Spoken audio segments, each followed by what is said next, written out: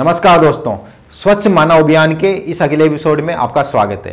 दोस्तों, आज हम एक ऐसी गंदगी के बारे में बात करने वाले हैं जो इस समाज में तेजी से फैलती जा रही है। जी हाँ दोस्तों, ये तेजी से बढ़ती गौशालाएं। आपके आसपास इतनी सारी गौशालाएं होंगी, लेकिन क्या इसके बावजूद भी जो गायें हैं उनकी दशा सुधरी? नहीं। फिर भी गायें रोड पर घूमती है, कचरा खाती है, नाली का पानी पीती है और कई बार वो रोड एक्सीडेंट का शिकार हो जाती है।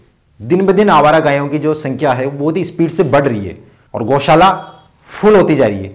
अगर कोई चाहे कि इन गायों को इकट्ठा करके गौशालाओं में छोड़ दिया जाए तो भी पॉसिबल नहीं है, क्योंकि उन गौशालाओं में जगह ही नहीं है।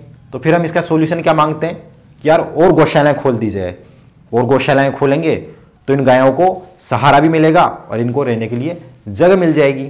लेकिन कभी आपके दिमाग में ये विचार आया, ये जो गायें रोड पर घूमती है ये कहाँ से आती है?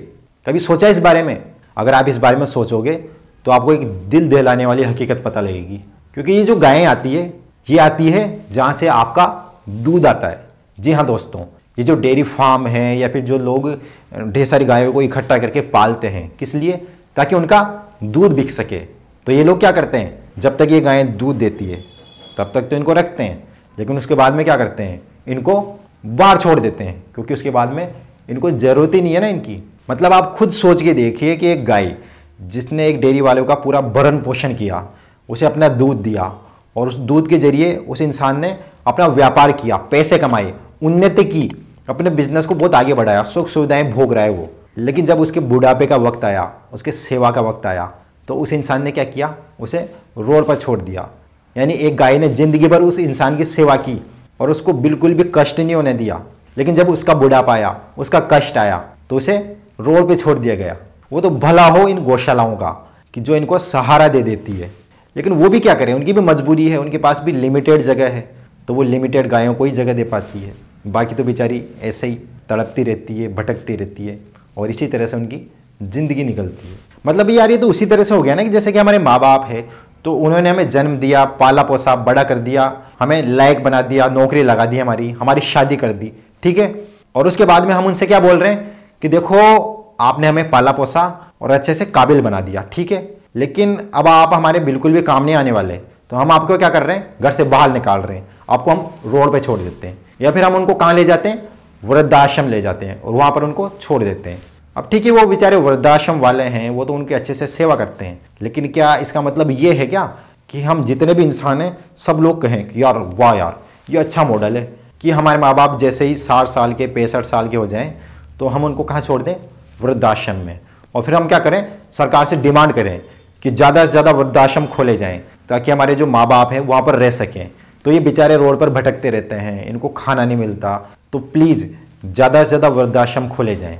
अब इंसानों की बात आ गई तो आपको हंसी आ रही होगी, आपको मजाक लग रहा होगा, तो आप खुद सोच के देखिए कि वो गाय जिसने उस इंसान का भरण पोषण किया, उसके दूध के जरिए उस इंसान ने ढेर सारे पैसे कमाए, कई सारी सुख सुविधाएं उसने भोगी, अपना घर चला रहा है, अपना परिवार चला रहा है और बहुत अच्छे से वो रह रहा है। लेकिन जब उसका बुढ़ापा आया, जब उस पर संकट आया, उस पर कष्ट आए, तो उसको उसने क्या किया, रोड का रास्ता दिखा दिया, घर से बाहर निकाल दिया। वो तो उनको गौशालाओं में भी छोड़ नहीं जाता, उनको वहीं रोड पर छोड़ देता है। वो तो भला हो इन गौशाला वालों का जो बेचारे इन गायों को उठा के अपने गौशालाओं में ले जाते हैं।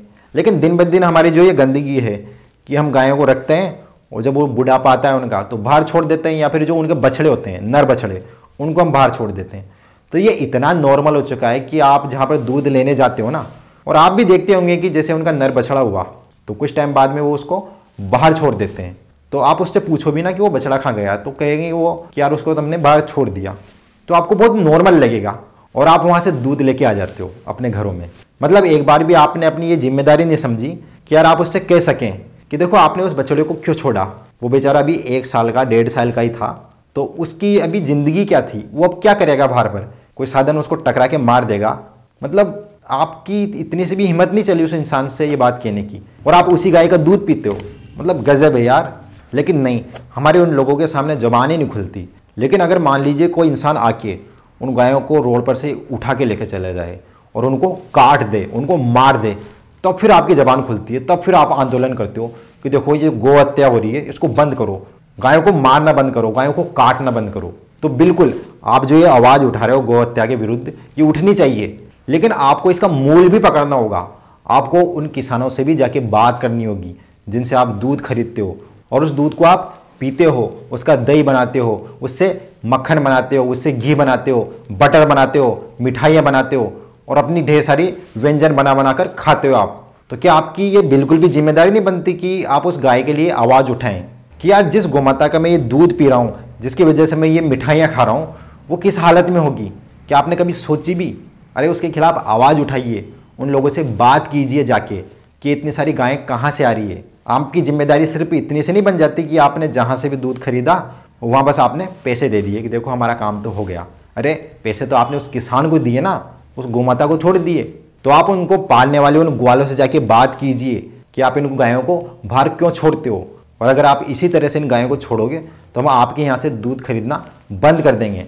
आप इसकी व्यवस्था कीजिए। इन गायों को, इन बछड़ों को आप बेरहमी से बाहर छोड़ देते हो और फिर ये कचरा खाते हैं, गंदी नाली का पानी पीते हैं, रोड पर एक्सीडेंट का शिकार हो जाते हैं, या फिर कोई इनको उठा के ले जाता है और काट देता है। तो सबसे ज़्यादा जिम्मेदारी किसकी हुई? सबसे ज़्यादा जिम्मेदारी हुई आपकी जो दूध पीते हो। जी हाँ, आपकी ज़्यादा जिम्मेदारी है, क्योंकि अगर सोचिए अगर आप ही दूध पीना बंद कर दो, इन लोगों से दूध खरीदना बंद कर दो, तो फिर ये लोग अपने आप ही रास्ते पे आ जाएंगे और ये गायों को अच्छे से रखना शुरू कर देंगे। तो सच में अगर आपको गोमाता की फिक्र है जिसका आप दूध पीते हो, तो आपको अपने मन से ये गंदगी को साफ करना होगा कि देखो हमारी जिम्मेदारी इतनी सी है कि हम बस दूध खरीदते हैं, उसके बदले में पैसा दे देते हैं। नहीं, आप उसका दूध पीते हो मतलब वो आपकी माँ है, और अगर कोई आपकी माँ के साथ इस तरह का सलूक करे तो आप कैसे देख सकते हो यार? नहीं, ये सिस्टम बिल्कुल ही बंद होना चाहिए। आप जाके बात करिए इन दूध वालों से और इनसे कहिए कि देखो हम आपका दूध तभी खरीदेंगे जब आप इनको आजीवन रखें। अगर आपकी हिम्मत नहीं है, आपकी हैसियत नहीं है कि आप इनको ज़िंदगी भर रख सकें, तो फिर बिल्कुल आप मत रखिए। तो देखो आवाज़ तो दूध पीने वालों को ही उठानी पड़ेगी, क्योंकि अगर हम उम्मीद करें कि ये दूध बेचने वाले आवाज़ उठाए या फिर गायों को काटने वाले आवाज़ उठाएं, तो देखो ये तो संभव है नहीं। और सॉल्यूशन ये भी नहीं हो सकता कि हम ज़्यादा से ज़्यादा गौशालाएँ खोल दें। इससे तो इनको बढ़ावा मिल रहा है कि यार गाय को पालो, दूध निकालो और रोड पर छोड़ो। गौशालाएँ तो है ही सही।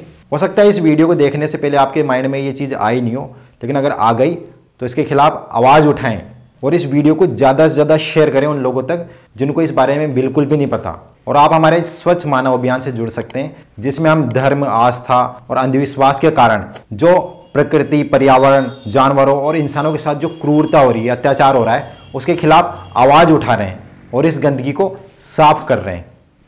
नमस्कार।